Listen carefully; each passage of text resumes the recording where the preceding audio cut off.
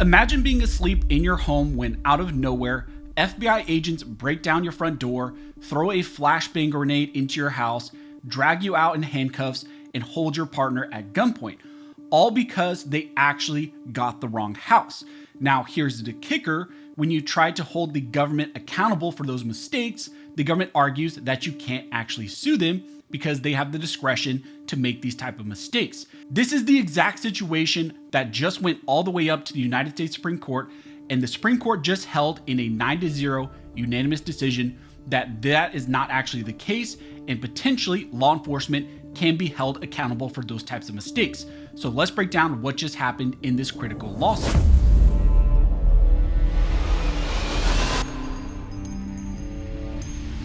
Now, before we jump into this video, if you guys want to support the channel, one of the best ways to do that, of course, is to subscribe to the channel. Also, you can check out my website, armscholar.com. Over there, we have things like the free legal guide that you guys can sign up for.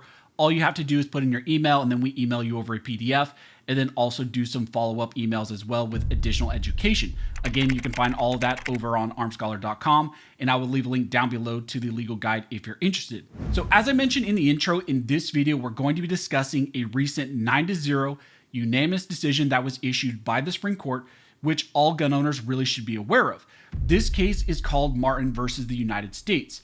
It comes out of a suburban Atlanta area where in 2017, the FBI executed a pre-dawn raid on a house.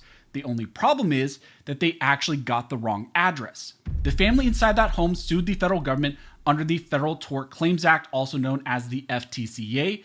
And the question that the Supreme Court had to consider and essentially had to address is, does the federal government get to walk away from liability, or can ordinary citizens like this hold them accountable for those type of mistakes and try to hold them accountable like a private person would if they make the same type of mistake? At its core, this case isn't about the Second Amendment or necessarily gun rights directly, but it's one every gun owner should actually know about. And why is that? Well, that's because it deals with government accountability, wrongful raids, and whether or not the federal government can be held responsible when agents like this go too far or make these types of reckless mistakes. So here's what happened in this case. Essentially, FBI Special Agent Lawrence Guerrera was tasked with leading a pre-dawn raid on a house where suspected gang members were actually believed to be hiding. The target address was a specific address, but instead of going just simply to that address, the FBI agent here used his personal GPS, I believe on his home, to set out a course for all the agents to make it to that location. His GPS routed him to a completely different location. However, it took him to a completely different home, and it was the home of Katrina Martin, and she lived there with her partner and also a 7-year-old son. Now, when the FBI agents arrived at the home pre-dawn, so it was still dark, without warning, they smashed in the front door, detonated flashbang grenades inside the home, and then they pulled out the partner. He was in a closet because, of course, as people were breaking into his home, he just ran and tried to hide in the closet because they had no idea what was going on. So they found him in the closet, drug him out, handcuffed him. They also grabbed Katrina Martin. She was half dressed. They pulled her out, held her at gunpoint, and then they also took the child. Now, after the agents had detained all the family members within the home, they did, of course, a search of the home. However, while performing that search, one of the agents noticed some mail on a table, I believe, and he noticed that it was a different address. It was not the address that they were actually supposed to be at. And that's when all of the agents kind of realized, and it hit them, that, oh crap, we're at the wrong house. Now, in response to this incident, the family, of course, sued, and they brought a claim under the FTCA, which is the law that allows ordinary people to sue the federal government for certain wrongful acts by federal employees when those employees are acting in the scope of their job. Now, normally the government is shielded. The FTCA, however, is one of those situations where the government has agreed to let people bring types of claims against them in certain courts. Now, the FTCA comes with a long list of also exceptions where, you could not sue, and, there's a ton of those that apply, and 2 of those exceptions were at issue in this case. The first is called the intentional tort exception.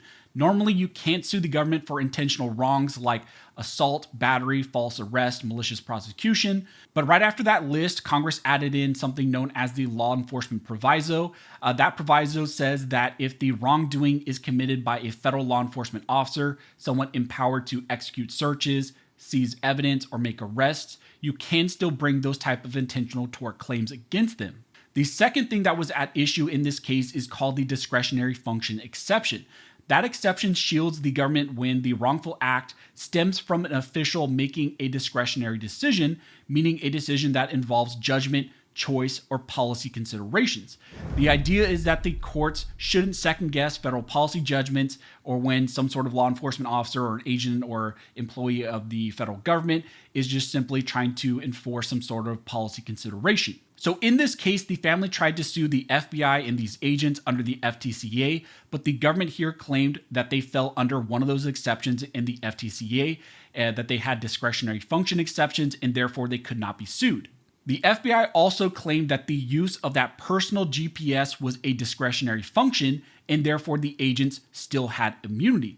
Now, originally this was filed in a federal district court in Georgia. The federal government there then moved to dismiss the case, arguing that they fell under some of these exceptions under the FTCA, and the district court sided with the federal government. The case then was appealed to the 11th Circuit, and on review, once again, the 11th Circuit ruled in favor of the federal government, the FBI agents there in that case. Now, the appeals court reasoned that the lead agent had discretion in how he prepared for the raid. That discretion, they said, was enough to trigger the discretionary function exception, which meant that the family's claims could be dismissed and could not move forward. This case eventually made its way to the Supreme Court, so a Supreme Court cert was filed. The Supreme Court granted the case and then issued a 9-0 unanimous decision in favor of the family, so they ruled against the FBI agents. The Supreme Court, in a 9-0 unanimous ruling written by Justice Gorsuch, vacated what the 11th Circuit said in their decision and sent it back down to them for a new decision in light of what they just said. The Supreme Court held first that the law enforcement proviso only modifies the intentional tort exception. It does not override all other exceptions and carve-outs within the FTCA. Now, I know this is a lot of technical points here, but just understand the Supreme Court found an issue with what the 11th Circuit said. Second, and more importantly, the court rejected what the 11th Circuit said broadly about the type of immunity that applied to these types of law enforcement officers. The government is not automatically immune just because an officer's actions are tied in some way to federal policy or could be characterized in some way as consistent with federal law.